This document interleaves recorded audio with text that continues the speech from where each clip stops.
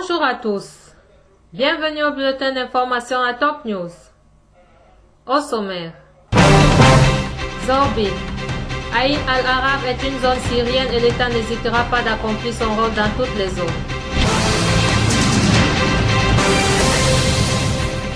Ebola. Le ministre de la Santé détaille les mesures à l'AIB.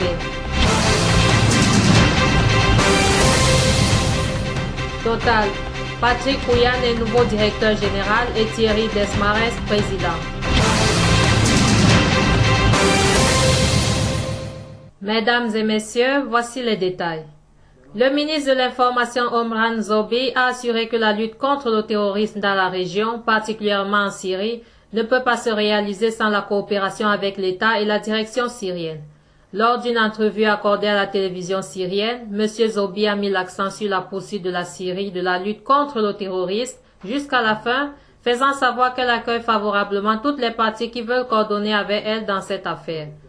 Concernant les propos d'Erdogan, qui considère la zone de Kobane comme stratégique, M. Zobi a précisé que cette zone est syrienne par excellence et non pas turque, et que l'État syrien a apporté un soutien militaire et logistique à cette ville, rappelant à cet effet que la terre syrienne est une ligne rouge. L'État syrien continuera à aider militairement Kobane au plus haut niveau car il s'agit d'une question cruciale, a assuré le ministre de l'Information. Dès le commencement de la bataille à Kobane, l'État n'épargnera aucun effort pour accomplir son rôle militaire, politique, social, économique et humanitaire, car la ville de Aïn al-Arab est une terre syrienne et ses habitants sont syriens, a poursuivi M. Zobi.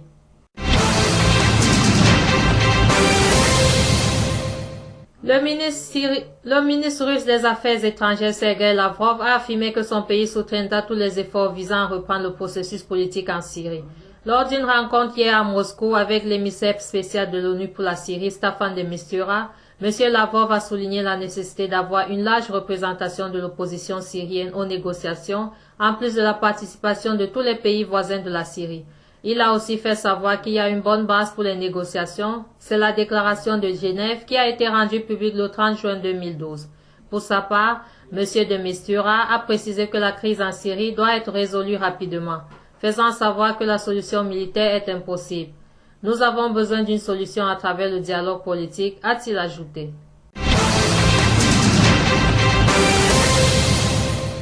Au moins une cargaison contenant des armes destinées aux combattants kurdes est tombée dans une zone contrôlée par l'État islamique près de Kobane, rapportent mercredi les médias occidentaux citant l'Observatoire syrien des droits de l'homme.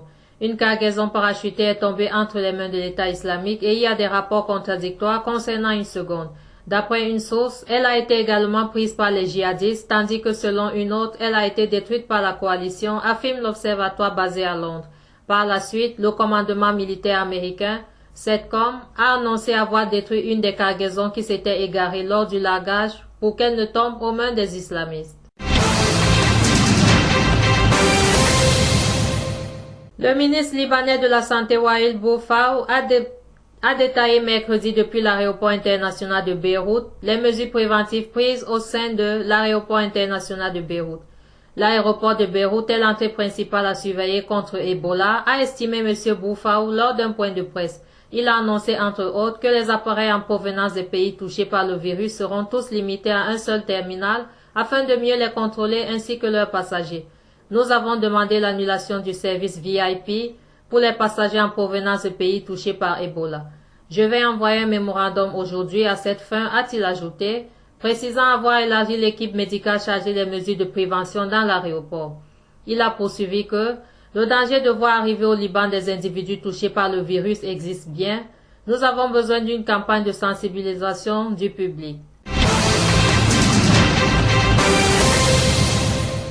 Les familles des militaires libanais retenus par les djihadistes étaient divisées mercredi sur les moyens de recourir à l'escalade, de violents échanges verbaux ayant eu lieu entre certaines d'entre elles, place Riyad El Sol. Des familles ont voulu brûler des pneus devant le Grand Sérail, alors que d'autres ont rejeté cette démarche qui porterait préjudice à leur cause. Plusieurs familles qui soutiennent les mesures d'escalade se sont rendues vers le quartier proche de Safi, à l'intersection de plusieurs axes routiers importants.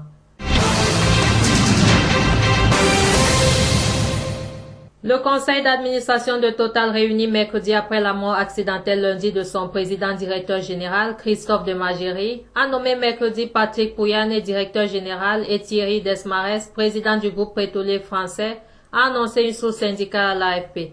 Thierry Desmarest, qui avait déjà été président de l'entreprise de 1995 à 2010, s'effacera ensuite pour que Patrick Pouyanné devienne président-directeur général, a précisé la même source. Patrick Pouyanné dirigeait la branche raffinage chimie du groupe. Autre titre. Le Parlement de la région autonome du Kurdistan irakien doit se prononcer mercredi sur l'envoi de combattants à Kobané, troisième ville de Syrie frontalière de la Turquie, que les djihadistes du groupe État islamique tentent de reconquérir depuis plus d'un mois. Le Parlement du Kurdistan tient une session pour autoriser le président de la région, Massoud Barzani, à déployer des forces à Kobané, a déclaré Omid Khosrouna, chef du bloc parlementaire du Parti démocratique du Kurdistan.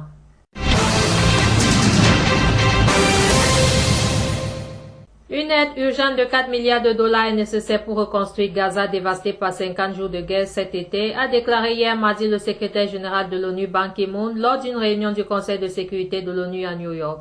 Il faut que ces promesses se transforment vite en aide. Le temps passe, il faut verser immédiatement 414 millions de dollars à titre d'aide humanitaire, 1,2 milliard de dollars pour entamer les travaux de reconstruction et 2,4 milliards de dollars pour la reconstruction, a indiqué M. Ban. Selon le secrétaire général, Gaza compte actuellement plus de 100 000 personnes sans foyer. Enfin, un civil a été tué et 5 blessés en 24 heures dans des combats à Donetsk, bastion des séparatistes pro-russes dans l'est de l'Ukraine, a rapporté mercredi la mairie. Des explosions ont retenti dans la nuit de mardi à mercredi dans le district de Kieski, proche de l'aéroport de Donetsk, théâtre de vifs combats entre troupes ukrainiennes et insurgés pro-russes depuis plusieurs semaines. La situation était calme mercredi matin après les échanges d'artillerie qui se sont prolongés la veille toute la journée par intermittence à Donetsk et ont pris de l'ampleur vers 20 heures, avec plusieurs tirs par minute, très audibles dans le centre, selon des journalistes de l'AFP.